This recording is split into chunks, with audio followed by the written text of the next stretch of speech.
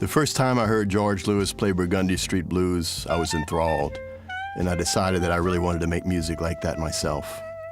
It was the spring of 1962. I just turned 13, and I'd never seen anything like that before.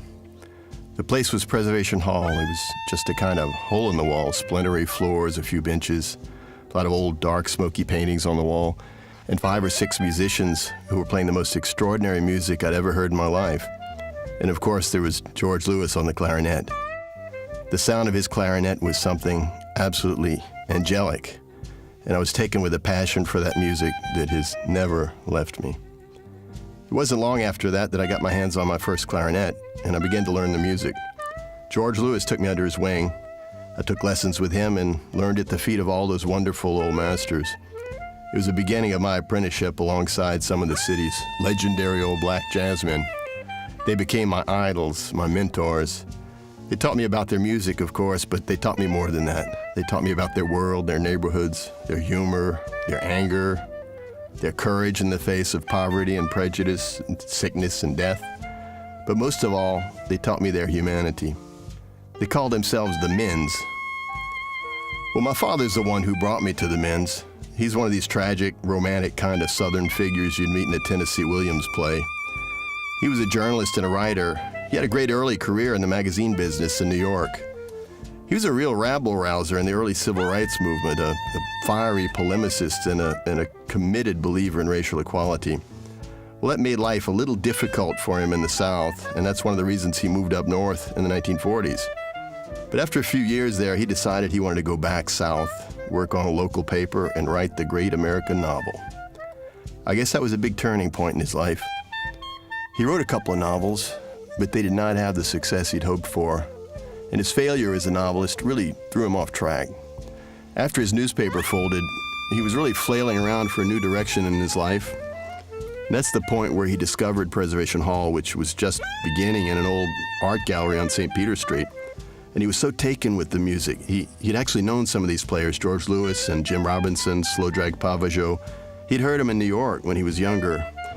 And when he found this place, Preservation Hall, with these musicians whose music he loved, these men he respected so much, it was like an oasis of humanity in his troubled life. And he brought me into that world. And it was a real revelation. It opened the door to a completely new universe that I'd never suspected. So there I was, a young middle-class white teenager in New Orleans at the tail end of the Jim Crow era. Louisiana was still officially a segregated state when I first started listening to that music. So it was an unlikely fraternity for a young white boy to join, but I joined it, and I learned at the feet of some wonderful musicians and wonderful men. There was George Lewis, of course, the world-renowned clarinet player who toured the world from Stockholm to Tokyo. There was the trumpet player, Punch Miller, who'd been an early friend and rival of Louis Armstrong. There was George Gano, a bitter, impassioned Creole banjo player. I took lessons with Gano, and he told me some amazing things about the South, about New Orleans, about race, about the Creoles, and of course about music. And Sweet Emma the Bell Gal, Sweet Emma who wore a garter belt with bells on it that jingled when she played. She scared me the first time I saw her because I thought she looked like Marie Laveau, the voodoo queen. Mainly, I learned from the brass bands. Harold Dejan asked me to come and join his Olympia brass band, and I played a lot of parades and funerals with the Olympia, marching all day long through the hot, humid streets of New Orleans with the second liners, those dancers, the black dancers doing these wonderful, writhing, sensual dances all around the band. And sometimes there'd be gunfire and brickbats thrown and bottles as tempers flared on those hot streets. That was all part of the life down there. I call this book Song from My Fathers. It's a song for my white father who sired me and raised me and taught me, but also for the black fathers who inspired me and encouraged me and enriched my life beyond measure. It also recounts the life and times of a middle-class white boy growing up in New Orleans in the 1950s and 60s. New Orleans is really more than a backdrop to this drama.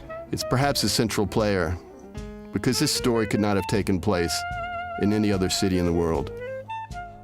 The book was actually written several years before Hurricane Katrina smashed into New Orleans and changed its face forever. In the wake of that cataclysm, these memories may seem especially poignant and nostalgic. In fact, the New Orleans of which I speak had mostly faded into history long before Katrina struck, a victim of time, progress, and the eternal passing of generations. But this is the way it was.